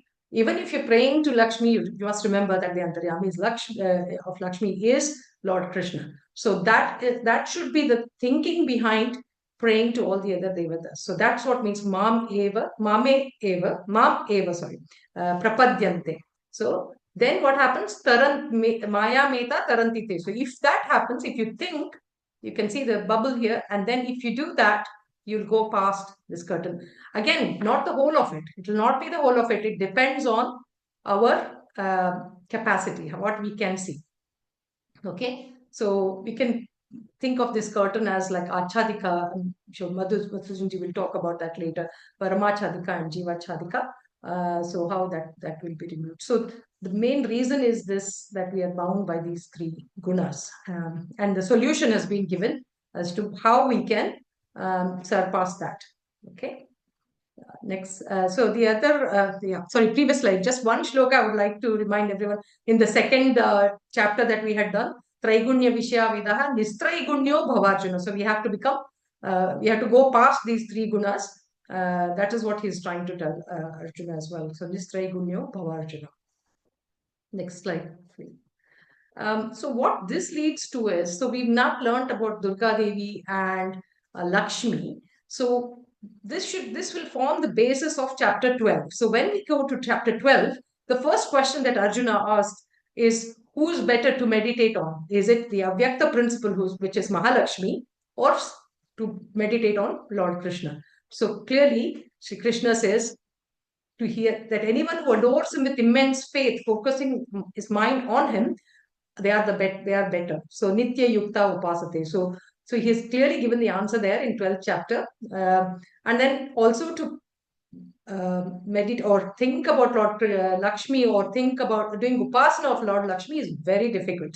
It's very difficult for mortals to get liberation through Avyakta Upasana. So that will be covered in chapter 12. So I'm just giving this like a brief introduction, and remember the basis here from chapter 7. Okay, next slide, please. And okay, so if it's easy, we see everywhere, but why do people fail? Why is it not easy for some people to see this, see that Lord Vishnu is there everywhere? And he is the main basis. He is the Parama Mukhya Vritti, as GVG was mentioning. So because of five reasons that put down on the slide here. This was in the in Shloka 15. Namam dushkritino mudhaha prapadyante naradhamaha mayaya pahrata jnanaha asuram bhavamashritaha. So namam prapadyante, those all these types of people will not reach me. So who are those? Dushkritinaha, people who have done dushkriti, means sinners, the ones who have not done the right thing that we are supposed to do. Mudhaha, foolish or the ignorant people. And naradhamaha, so again tamo yogyas. Again, I would like to refer back to Venkateshji's classification of sattva, rajas, tamas, and you will remember that tamas, he had done that picture of T, which is the tamo yogya, or the lowest order of people. So they are the ones who will not be able to reach Paramatma. Now, the greatest example that we all know is Duryodhana, isn't it? If you can look at all the examples, and Duryodhana would probably fit into all of these examples that Krishna has given. And Maya Pahrita Jnanaha means those who have lost their knowledge, either because of desire by Bhagavanta, because the soul, how the swabhava of the soul is, or due to that is the nature of the soul and what he desires, how he desires the soul, that jiva to be. And then asuram. So asura is swabhava. So we know that sura and asura, so opposite of suras, asura swabhava. But the other new meaning I learned, which I had not listened to properly before, asushu ramante. So intent on satisfying the senses. Asushu ramante. So only looking at the sensory pleasures and not actually doing anything else. So those are the people who are also called asuram. So those are the people who will not achieve or not get to Bhagavanta. So these are all 5 different categories. Now, it doesn't mean it can all be there in one person, 2 or 3 maybe in one person. People may go through in different phases at different times in life. So they may have, they may just temporarily lose their jnana and then come back, or temporarily be in the asura mode. So all these might happen throughout their life. So it's like a combination of these features there. So what he's also saying is these swabhavas, they take shelter. People like this take shelter in such happiness which is causing dushkritina, so they become, they are the sinners. Okay, next slide, please. So we talked about ignorance. I mentioned about that ignorant in Maya, and also about ignorant people who are ignorant don't achieve or don't reach Lord Krishna. So let's look at ignorance. Again, all this information is from Madhusudanji's lectures. I would say ask to go and look back into creation and journey of souls lectures, where he has discussed all this in detail. So briefly, just as in summary, ignorance, one thing to remember is that it's a real positive entity. It's not just absence of jnana that is ignorance. Okay, it is actually created, and which Bhagavatam says in the third canto, that it is created in the sixth sarga. So, so that it's mentioned, the shloka mentioned there. Yasva buddhi akrutya prabhoho. So it's created by Prabhu, and it's on the linga sharira of the jivas. So this is the classic picture that Madhusudanji always depicts, and that's the black part of it around the linga sharira is the ignorance. And the one of the 8 dispositions that again Venkateshji is mentioned in his first, the slide where he's showing all the 8 dispositions. Anyone wants to list them? And that's again Madhusudanji's favorite. Anyone wants to tell me what? Jnana, Ajnana, Bandha, Moksha. Yeah, and the other 4? Creation, destruction, sustenance, and controlling. Yeah, okay. So the first 4 are like the 4 creation, sustenance, destruction, and the maintenance. They are for the jadas, but all 8 are for the sentient beings. So again, here there's a reference for Skanda Purana, Utpatti, Sthiti, Samhara, Niyamana, Avritti, Bandha, Moksha. So that all those jnana, jnana. So basically jnana, jnana, bandha, moksha all come in that. So he is the one who's given of the ajnana as well. Of course, jadas don't need the jnana.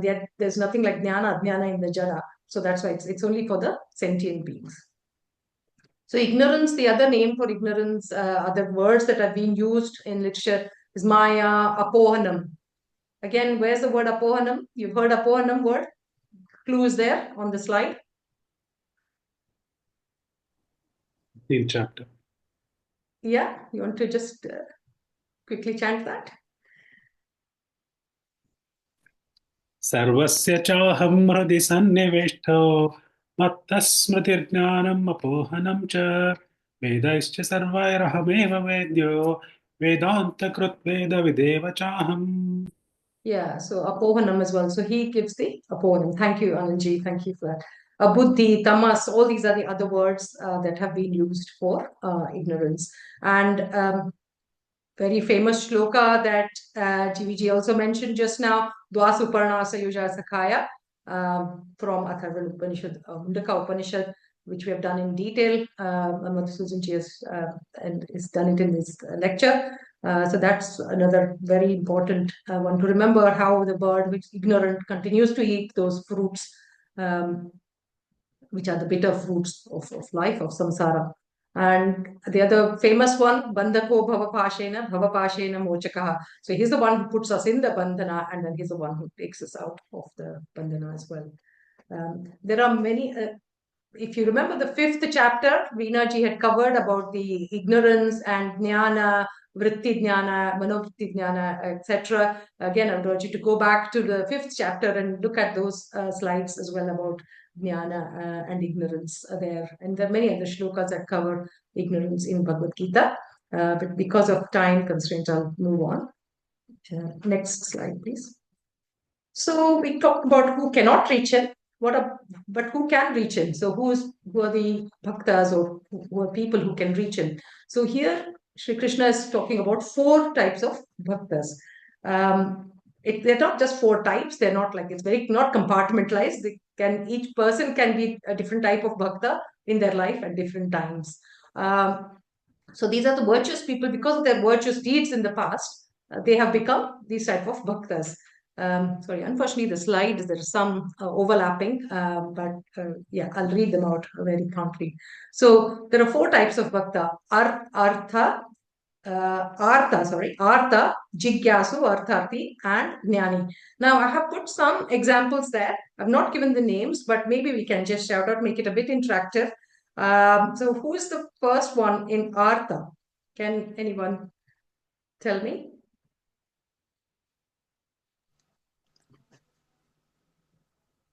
Gajendra Moksha.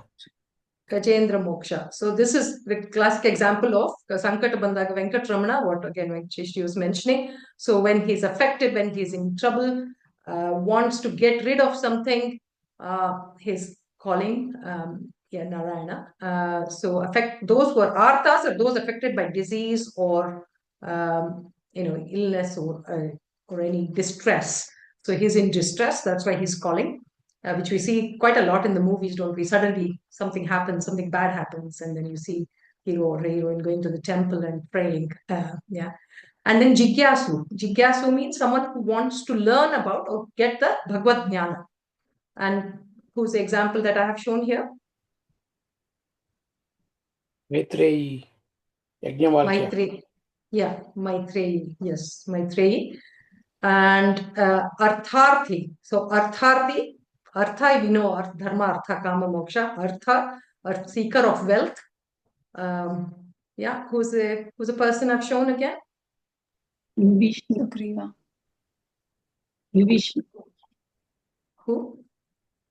Sugriva. Sugriva, yes, thank you. Sugriva, yeah, correct. Okay. And then Jnani, so who has attained Bhagavad Jnana or is aware of Bhagavanta all the time. I think everyone knows that. I don't need to ask who that is. And that is Vayu Avatara, Hanuma, Bhima, Madhva. So all 3 will come under this category. Now, why I've included these and not Lakshmi or anyone is because we're talking about Jivas. Jivas below Brahma level. So this applies to all those below that. Again, Vishnu Sahasranama reference, if you remember the Falashruti. Anyone wants to chant quickly? Rogarto muchyate. So I'll chant the first one, maybe you can do the Rogarto muchyate rogat. So he's saying rogarto. So that is another reference for artha. And then the other one, anyone wants to chant? Dharmarthi.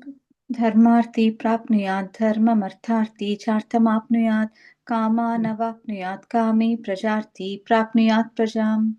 So yeah, there again, artharthi comes in there. So thank you very much. So again, to remember that all these 3 bhaktas, they can in somebody's life, sometimes we may be arthas, sometimes jigyasu, sometimes artharthi, etc. Okay.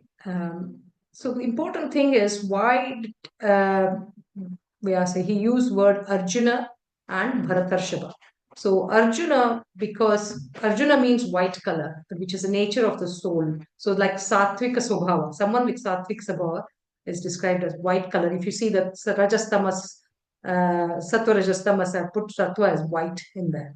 But that can also vary day to day. Okay. But Bharatarshava, so Bharatarshava, Rudy word is Bharata from Bharata dynasty. But actually it means Bharata is also another name for Vayu or Brahma, which is Bharat. Yeah, Bharato Bhakti Bharitaha. Bharat Bhakti Bharitaha. So that is Vayu and Brahma at that level. And Bha also means light or knowledge. Bha means Bhagavan and Rataha, immersed in that. So Rishabha, Shrestha. So he is Shrestha and with that. So he's immersed in Bhagavad Gita, or he knows a lot about Bhagavanta. And Arjuna is under guidance of Bhima. That's why he's calling Arjuna as Jnani or Arjuna as Bharatarshava. And that's why he's using that word, because it's all about knowledge and jnana in this part of the slides. So, yeah. Okay, next one, please. So knowledge is very, very important. We have just put this slide from the metaphor part. So just to say that how many metaphors Sri Krishna has used to describe knowledge, and knowledge is really important. So he calls it as Jnana Agni. So we have to fire of knowledge. Jnana Plave Naiva, that's how we cross. sword of knowledge, etc. So he's used multiple metaphors. So knowledge has to be there for bhakti, and that is very, very important. Without knowledge, you cannot have bhakti towards Lord. Okay. You can't separate them out. There's no separate, knowledge can't be separated from bhakti. Okay. Yeah. Next slide. Again, I'd mentioned about sattvic jnana, sattvic knowledge, and rajasic and tamasic. So what is sattvic knowledge? Which is again described in 18th chapter. The only one, to understand that there's only one imperishable entity, and is apprehended in all different beings of several types. So to understand that he has infinite auspicious attributes, he's all pervasive, supports everything, he's independent, eternal, etc. So this is the knowledge we should. There are many more qualities, of course. This is the knowledge we should have about Lord Krishna, and that is the sattvic knowledge. And of course, chapter 15, last 5 shlokas, very, very important, describing all these. Okay, so I won't go through the Rajasic or Tamasic bit. We can read that. So this is the sattvic knowledge. This is the knowledge that we should all have. Okay, and that should then lead to bhakti. Next slide. So he's described these 4 types or the 4 levels of bhakti that is mentioned. Is there a best one? Is there someone amongst these bhaktas who's the best?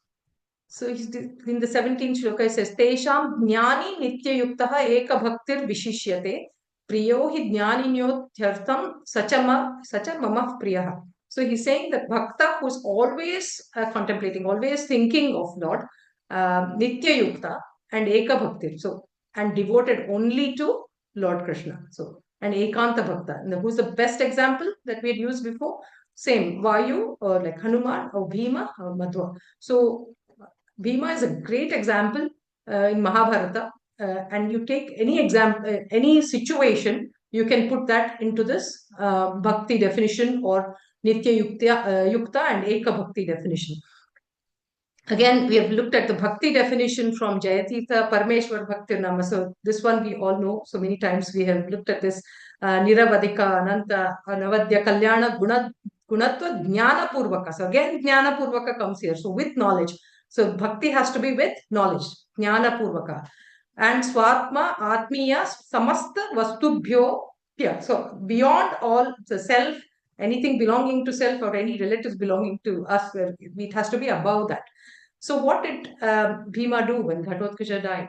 What did he do? He did not get upset. He knew that that was his job. That is what he had come for. It's part of his kartavya that he was doing. So he did not feel bad. But how did Arjuna react when Abhimanyu died? He was very distressed. This was after he had listened to the whole of Gita. So it is not easy. It's not easy to do these things. So, but he's a great example. Bhima is a great example. And then he knew that Lord is there to protect him all the time. So he had that conviction, he had that firm belief all the time. He was poisoned, he was thrown in similar to Prahlad. He had all that from Duryodhana. But he knew that he would be protected. And he offered all the activities to Bhagwan, Kaya, Vacha, Mansa, all activities were offered to Lord. So again, Nirantara Prema Prava. So all the time he's praying to him. Okay. So he's a great example. So if you want to look at definition of bhakti, you should always remember Bhima. Okay, and we know that there's Stuti Jnane Virage Hari Bhakti Bhave Tritis Kriti Prana Baleshu Yoge Buddhau Chananyo Hanumat Samanaha Puman Kadachit Pachakaschanaiva. So again, giving example that all the qualities that Hanuman has. Now, does that mean that Lord is partial? Because we know that he's not partial. We've heard so many times, Vaishamya Nairganya is not partial. He's not partial to a person, but he just likes the quality of jnana. So wherever there is jnana, that is what he likes. That's what Gwanta likes. So again, similar example of remembering Lord is important. Ananya Cheta Sapratam Yomam Smarati Nityashaha. I'm sure Anand will cover that in the 8th chapter. Just wanted to mention that here. So Smarati Nityashaha, that is very important. Okay, next slide. So why is Jnani superior? because he's what he's saying is Udara Sarva Evaite. So he's better than those who worship other devatas. Finally, what happens when you worship other devatas? What happens to that? It reaches Krishna, isn't it? So I think you all know the shloka Sarva Deva Namaskaraha Keshavam Prati Gacchati. So that is important. Thank you, Sureshji, for reminding me of that shloka.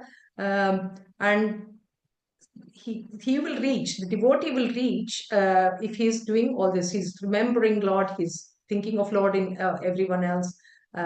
So he will reach the supreme goal. And what should the supreme goal be for everyone? Moksha. And that is what bhakti should lead to. Superior goal, that is moksha. That is anuttamam gatim. So mame va uttamam gatim. So that is what we have to aim for. And that's why jnana is very, very important. And that's why jnani is superior, far superior. Without jnana, nothing is there. Again, I'm bringing this back, the Dhyana Shloka, Narayanam Suragurum Jagadekanatham Bhakta Priyam. So the one who does bhakti is his Priya. Lord Krishna loves them who does bhakti. That means bhakti with knowledge. Okay. So yeah. I think that is my last slide. So with that, I think I'll pass it over back to Madhusudan. Thank you. Thank you very much.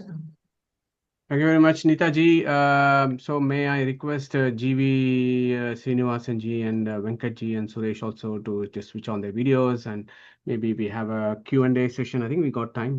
We finished on time, 1 hour 30 minutes for Gita Chinthana, chapter 7, part B. So any Q&As, discussions, very welcome for the next 5 to 10 minutes. Perhaps maybe I will start off. I just made a couple of notes. Dharma aviruddha kama. So I think GVG was talking about dharma aviruddha kama, that how for the mind desire is very important. I just wanted to remind folks that kama there means not lust. Kama is not lust that is being discussed. That kama is the desire to do anything. Because as we know in Purusharthas, there are 4, right? Dharma, artha, kama, moksha. And we all know this famous discussion that happened among the Pandavas, where they had a conversation as to which one of it is the most important aspect for human life. And each one, Arjuna is a very business fellow, so he said, you know what, Artha is more important. Yudhishthira, who is called as Dharmaraja himself, he said Dharma is the most important. But our dear Bhima, who is a Jnani, who is a Ekanta Bhakta, he said, no, Kama is the most important aspect of this, and that Dharma Aviruddha Kama is what I think was GVG was mentioning, that Bhima was implying there. Kama is the most important because without desire, you can't even do anything. Even to do, sadhana, if you want to become a mumukshu, you need to have the desire to become a mumukshu. So desire is the most important thing, was one point I thought I'll share. So Anandji. Thank you, Madhuji. First of all, thank you for such a great session and such a rich experience. And I can understand how much of the hard work and research has gone behind preparing this, or it might have come to all of you instinctively because you are all exalted speakers. My question is, I have got a comment and a question. The enjoyer of the subtle forms. That was a beautifully put it. Swakya rasa. Even Vishnu Sahasranama says Yajna Bhuk, Yajna Sadhana, wherein he is the Bhokta. Two questions on this. One is, when you say rasa is jada, is sukshma rasa jada? It can't be jada, but I can. Number two is, when you are doing the samanvaya with Dvasuparna, it means the Dvasuparna can be interpreted in two ways. In one way, you say that one is eating, one is not eating. Now, with samanvaya, you say that yes, the other one is also eating the sukshmatva. So, how can we then justify the Niravakasha Sruti of this Dvasuparna compared to Savakasha? Okay. So that's a good one. I mean, so actually in the Bhashya, Acharya had quoted what is called Gita Kalpa as an authority, this one says that this is how the Samanvaya is done.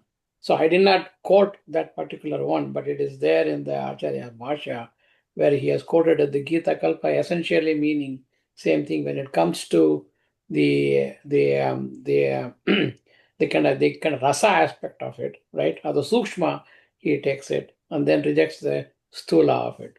So from the stula perspective, since he's rejecting, so hence he's not a bhakta of the stula one, and then becomes a bhakta of the sukshma one.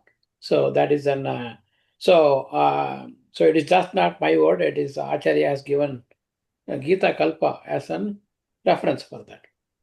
So and again, but I don't know where the Gita Kalpa is. So it is very generally accepted by all or not. I don't know. It was stolen away, I believe. It's not available.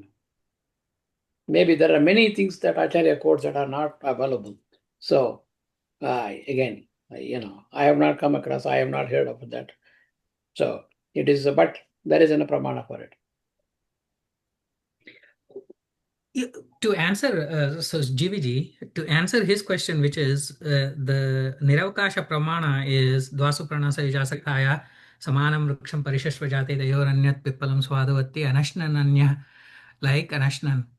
So the way I would think about it, and then other people can comment on it also, is it is completely Niravakasha because also GVG mentioned that the bhoktritva of the Lord is not a time-bound continuing act. You understand? So the Lord is always aikya with his rasa to begin with. It's not like he is eating, right? Anashnan meaning it's not like he is eating it. He is already ate it. If you have to invent a word, there is no such thing as the Lord actually doing something because you're taking the Lord and pressing him through the sieve of time. You cannot do that. Why we are doing it is because we just don't know how else to talk about it. Do you understand? So the main thing is to say it is anashnan, meaning whatever it is that he has to do, he has already done it. Or so in other words, he is not bound by the press of time, right? Brahma, everyone else in the samsara is bound by the press of time, right? Nobody can go back and redo things, right? So the time is going only in one direction for all of the folks other than for Lakshmi Narayana. So when the Shruti says Anashnan, the concept of that bhoktritva being aikya, the swakhya rasa being aikya, the swakhya rasa is not something else that the Lord is getting. Swakhya rasa is himself. Swakhya is himself. So he's already there. So he's not actually eating anything or doing anything because he's not going through that press of time, right? However, everyone else has to go through the press of time. Like Brahma, Vayu, everyone has to go through this press of time. So that's how I understood it, which is the reason why it is like a Parama Niravakasha Pramana, that one is. Anandji, perhaps maybe I could join a very, very interesting discussion from Venkiji and GVG about how to reconcile these things. One is Dvasaparana Sayuja Sakaya Samana Viksham Parishashvajate Tayor Anyaha Pippalam Swadvati Anashnan Anyaha Bichakasidi. Note that word Pippalam. Pippalam is the fruits of your karmas. Okay, Pippalam Swadu. What karma? Sakamya karma. So it is that sakamya karma that is called Pippalam. That is what the jiva is doing as swadu atti, and it is eating as though this is very swadishta, it is very healthy. Which the sakamya karma phalas that she is getting is what this jiva is eating. Whereas anashnan anyaha, what God does is the sakamya karma benefits that you are eating. God will say, mate, keep it to yourself, because you are going to go round and round in circles. You will have karmic imprints, and then you will have birth, rebirth, and so on, that you will keep on going in life. That is the constitution that I have placed. But then he also said anashnan anyaha, that is paramatma, right? Anashnan anyaha means he doesn't eat the sakamya karma phalas. Okay, that he doesn't. But if you are doing nishkama karma, nishkama karma, say for example, you're doing Bhagavad Puja and you're doing without any desire some service to Paramatma and so on, or you're doing Patram Pushpam Phalam Toyam, you're doing your Sunday morning prayers with no desires and stuff you're doing, you will get some good phalas of that. Not that you will not get any phalas, you will get some phalas. Yeah, there is what the reconciliation is. For the good things that the jivas do, Paramatma accepts it. And as GVG and Venkiji so beautifully mentioned, that he is Aptakama, he is already has everything, he doesn't need anything else. But he accepts. Brihadaranyaka Upanishad, we were discussing this yesterday, right? The Brihadaranyaka Upanishad puts a statement, Pravivikta Aharatara. So the thing that God accepts is that pravivikta ahara, means very subtle form of what is that? About your submission. That by doing that, you are submitting yourself and you are doing that devotion that he accepts. Not that he needs your bhakti or acceptance. He accepts this. That is his grace. It is because of his grace that he accepts that. Which ones? Nishkama karmas. Whereas the sakama karma is the pippalam, which God has said, you take it. And in fact, the Shastra say that all the good deeds that we do, Paramatma accepts it. Only 1/10 of it he gives back to the jivas and makes it as punya karma. 9/10 he keeps it for himself. 1/10 he gives it to the jivas. And this, I think, this reconciliation should happen because, as GVG was mentioning, Ritam Pibantau Sukrutasya Loke Chaya Tapo, that is the Kataka Upanishad verse. The Ritam Pibantau is there, right? That Ritam Pibantau, what is it that he is enjoying? It is this Nishkama Karma. And again, for that, there is a sutra, right? Guham Pravishrav Atmanav Hi Tad Darshanat is what Vedavyasa has given. That sutra for Ritam Pibandav that brings about Acharya, brings all these equations and reconciles that. So, yeah, think about Nishkama Karma and Sakamya Karma. That is the reconciliation that I've learned. Oh, nice. Beautiful. Very nice. Very well. Yes. Madhuji, very nice. All of you say beautifully. You explained everything. In this context, how will you see this shloka, Bhagavad Gita shloka? Name karmani limpanti, name karma palaspraha. Right? So, how do you do samanvaya of that? That is Sakamya Karma. So if you put Sakamya karma there, for example, you can kind of reconcile the Nama Karma Limpanti, Sakamya Karma Limpanti, because for God there is nothing called Sakamya and Nishkama Karma. All that he is doing is only for our benefits. His karma is actually the real karma. Swatantra karma, Swatantra Kartrutva is the karma. Yeah, that is the true definition that Acharya has given us. What is karma means? Swatantra Kartrutva Bhagavan is the real karma, and he is doing it for what? And again, our sutras have said this is one is Vaishamya Nairgamya, na prayojanavatvat. For him, there is no prayojana. He only when you do something with prayojana, then you got that karma spruha, karma limpanti, right? He is doing it for the jiva's benefit, so he doesn't get anything. Is how Correct. I understand it. And we'll So he get says, Venki. Name Parthasti Kartovyam, Tri Lokeshu Kinchana. There is nothing that I have to do or I should not be doing, right? He is not bound by any of it. But yet he is doing it because for us, right? Because otherwise, Utsite ime loka, right? So all these things will perish if I don't do it. So it is for the benefit of others, right? For us to do the sadhana, that he is just keeping all of this going. So it is for a paraprayojana, not swartha. So because of that, there is name karma palaspraha. Other one also, GVG reminded us, Dravyam karmascha kalascha swabhavo. So that karma itself is dependent on Jiva under his control. So right. That too. when the karma is dependent on Bhagavan himself, how can that karma actually do an will bind him. Bhagavan? Right. Yeah. Nasanti adivekshaya. So. One more Yes, comment. The way the Bijam comes in somewhere he says Mamai Vamsho, Bhuteshwar. Then he says Bijam here. And then come to 15th chapter, he says Urdhvamula Madashakam. You can see how it's progressing. He says My Amsha, and then he says Bija, and then I am the root of all of this. I thought that was something beautiful. Anandji, thank you very much. Suresh had a comment to pass. Suresh. No, I mean, on the previous one, I was just that as jivas, that we are totally dependent. Our experience of anything good or bad is also a dependent experience. It's not it's dependent on the Lord's experience, so to say. So in the sense, the Lord experiences something such that that experience passes on to the jiva. Is that a way to Yes. uh, relate? Is the thought that I just thought I could validate. Yeah, I that would is think so. that could be a slippery slope, right? I mean, yesterday also, like, Exactly. So you that's touched why I about, just right? yeah, Because you yeah. can say that, okay, for good things you can say, like Punyo Ganda, and then, Kama Vriddha and other things. So when it comes to the bad things, right?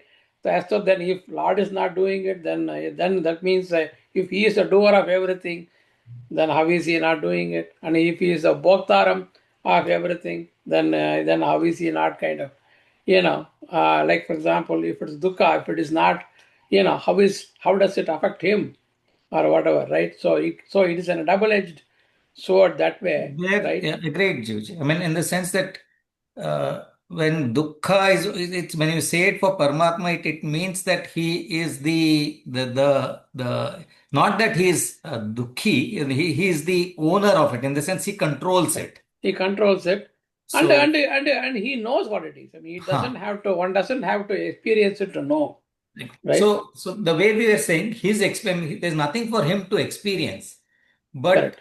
it is that process, I mean, in the sense which enables us to experience, which is what is related as Ashnanti or Ashnanti. I mean, and that is where I was trying to connect the two, but that was a question I had.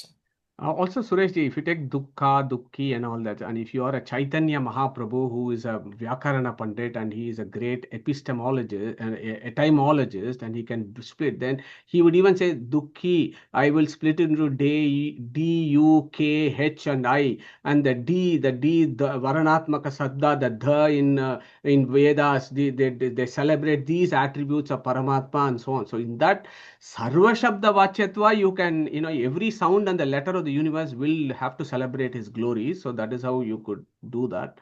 But Dukki is who is the controller of that is the way also, right? Yeah, I agree completely. Devalji. Sorry, I'm just confused with the last bit of the conversation. I mean, this is slightly beyond my understanding anyway. But the last point that was being made, I thought that the soul gets knowledge and soul experiences things. So Paramatma does as well. But uh, if what Sureshji just said is an explanation, then how does Vedas, does Veda talk about mental illness? So when does it become extreme, or who is mentally? I don't know. It doesn't sort of make sense to me. Yeah. Suresh ji, do you want to take that? Yeah, I mean, in the sense, mental illness, I thought is covered in a subtle way in many places. Like we talked about the vicious cycle last time. I mean, in the sense where the second chapter, he does come and one loses control of the mind. I mean, desire loses to anger. I mean, association loses, I mean, leads to desire to. So you have the chain of verses which actually tells you where mental imbalance is equated, I would say, to mental illness. The only healthy state of mind which Krishna prescribes is the samatvam, the balance, the dynamic equality that we had talked about. And that is a state that we have to try to attain. Any imbalance from that is how I would understand Krishna's definition of, an unhealthy mind. Now, as to whether Krishna is, I mean, I don't know if philosophy in our philosophy, I'm ignorant of that. That it's actually gone into the different definitions or classifications of mental illness, like the modern psychiatric world does. I'll at least I'm not aware. Yeah, anybody else with psychiatric and non-psychiatric backgrounds wants to come in? Anand? It's a different question, not nothing about psychiatry. Okay, so shall we just 2 minutes park that and then come back to it? Do you want So on the psychiatry thing, Madhu, I mean, Arjuna is in sort of panic mode. That is kind of a mental health situation, anyways, isn't it? So that's why Bananjay calls it as a psychosis. This whole process is is like a Krishna is an ultimate psychologist, and then analyzing the state and then giving it solutions. So there are again, in the sense, philosophy and psychology are not differentiated, right? I mean, I don't think we have two channels of philosophy and psychology as modern science looks at it. Our philosophy, perhaps, there's no psychology without philosophy. In fact, Bananji uses the word psychosophy or something when he says that's how we need to understand our scriptures. So anyway, as Madhuji, carry on. We'll park it and we'll wait to hear from you. Sure, and one other final close, if I can close it, comments, Devalji. Mental illness is a mental illness, and what is it called? I forgot now. What is it? DCM-9 or DCM-13 criteria? DSMV4 or DSM-4, the criterias, and these are all this thing. It's all man-made. Okay, so we have actually created this to create an industry, and then we all have a bit of things to do in this world. So the DSM-3, 4, and 9, 10, and all these criteria for various mental illness. But if you perhaps perceive this from a very philosophical perspective, it is just a spectrum, isn't it? It is just a spectrum of various states of minds. In some, it is extreme and it is less, and it is there could be the very the bland version or the sattvika ones that you want to call it, and the extreme versions or the tamasic versions. It is just an spectrum, and we have just categorized them as mental illnesses. But I don't think Vedas generally would say mental. They will say these are various spectrums, and Krishna has said in various chapters like these various mental states are happening because of sattvika, rajas, and tamasa intermingling, daytime, nighttime, etc., etc. So yes, it is discussed in the Vedas, but they don't actually Yeah. give this as a I and I this is what it agree, is. but I'm just a bit confused about who is the perceiver there.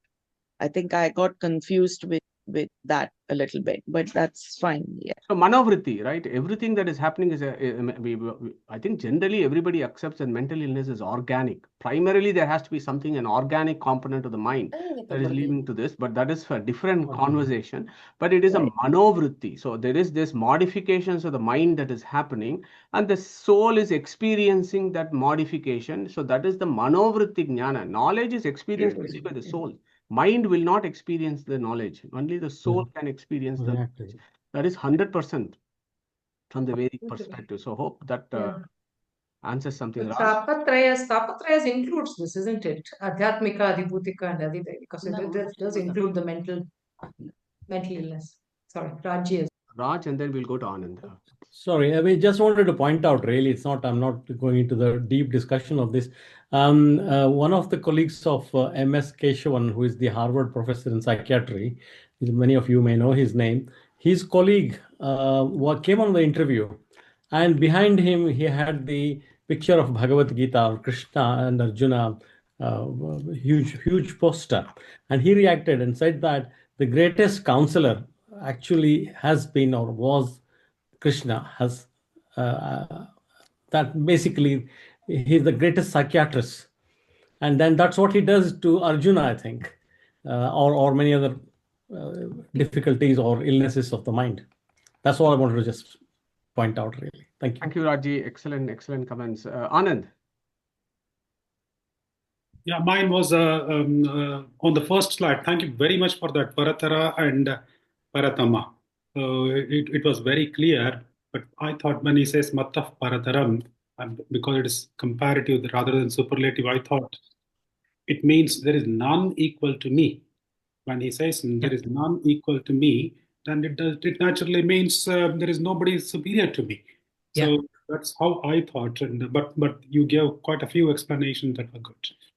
Actually, that was a last minute walk-on request that Madhuji made, which caused me to think about it for a long period of time about how exactly to put.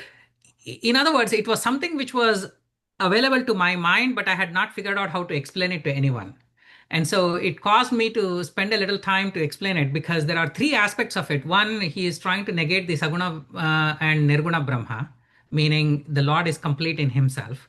The second one he is trying to say is, if he had not used the word Paratara and he had used the word Paratama, then Paratara would have been left hanging. So somebody would be saying that there is somebody between Lakshmi Devi and Bhagavan.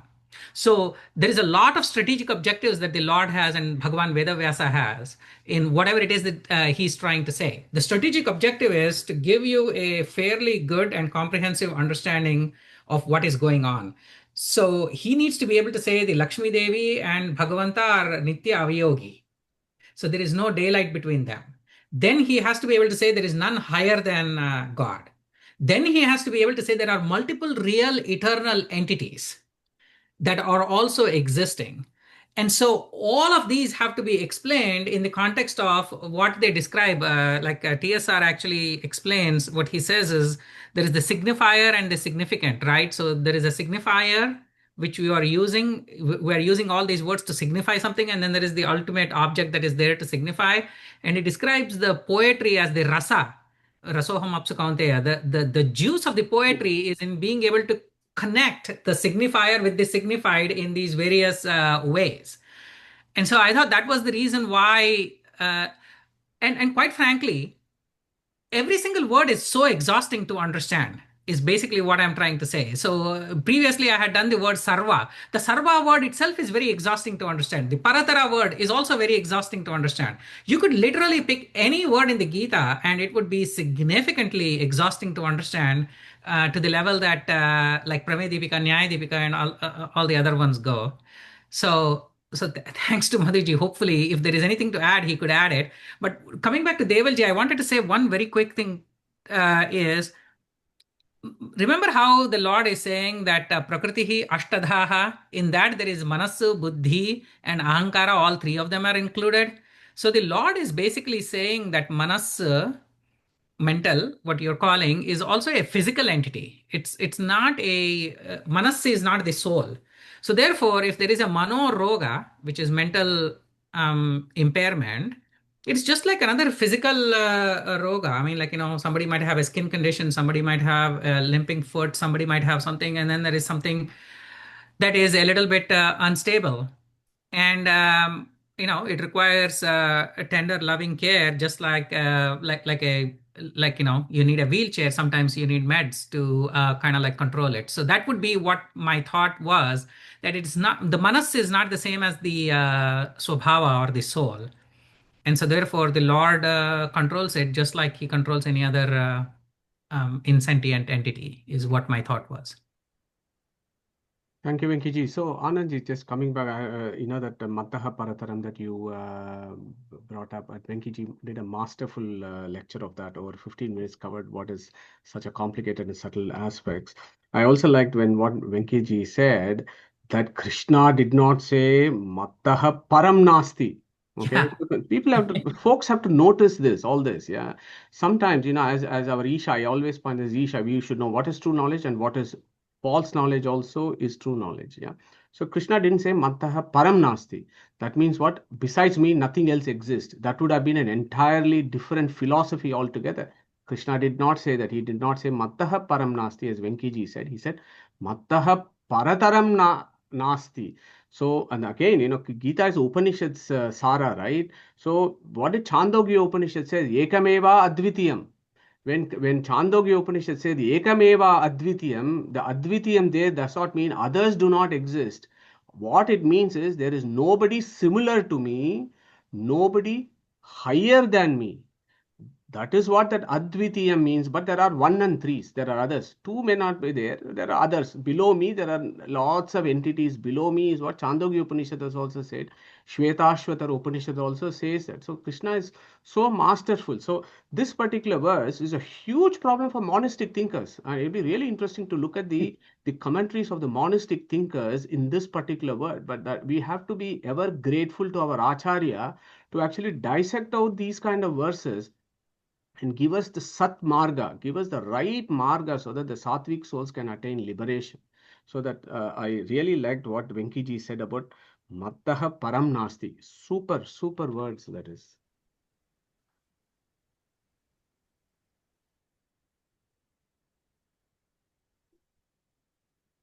Fantastic. It's been an amazing, I don't know, 2 hours, my God. So 2 hours just flew past.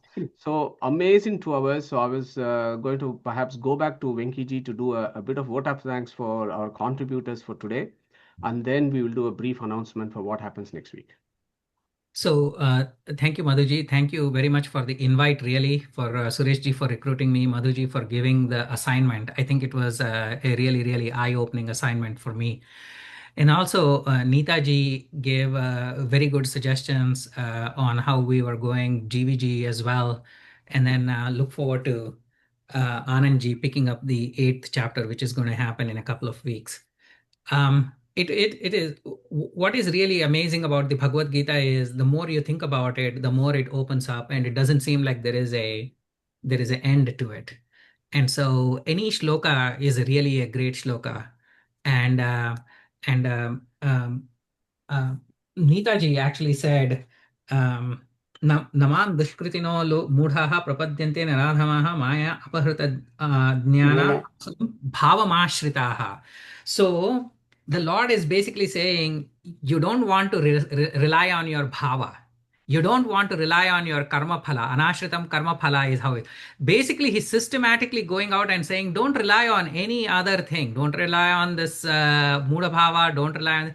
That's why he is saying Maya Ashraya, Maya Ashritaha. That's how he starts this chapter. So I invite everyone to ponder over those words. He has given us what he wants us to depend on, and everyone should be so lucky to have a fellowship like this. And I thank all of you who are in the audience as well as who were there yesterday. Thank you, Venkiji. So for next week, what we are going to do is we will go back to our Upanishad Chintana next week. Pick up from, you might have forgotten already, third verse. Verse. We are in that interface of the first kanda, the third verse, fourth verse, which is actually extremely relevant to this chapter. Jnana Vijnana, it's so relevant to what we are discussing. So we will pick that Upanishad session next Sunday. Following that, Anandji, we will go back to chapter 7. That is the tentative plan, depending on how the various logistics of international travels and so on is going to happen.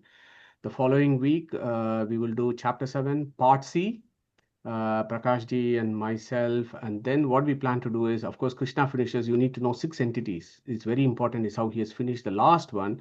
And the 8th chapter is the exposition of those 6 entities that you're going to pick up. So we will kind of make that transition from the later half of chapter 7 to perhaps maybe some introduction to chapter 8 is how we're thinking for next week, for the fortnight's time. So let's see what Krishna has planned for us. So on that note, Suresh ji, take us through Om and we'll close today's session.